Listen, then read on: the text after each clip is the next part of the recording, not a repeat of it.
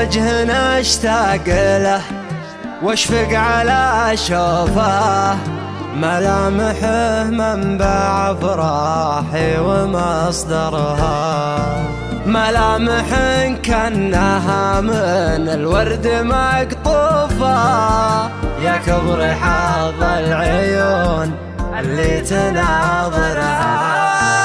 شخص ملكني غضه وثبت حروفه على يسار الضلوع العوج وثماره، الله جعل راحتي في راحة كفوفه، لا زادت هموم قلبي رحت ادورها، لا زادت هموم قلبي رحت ادورها.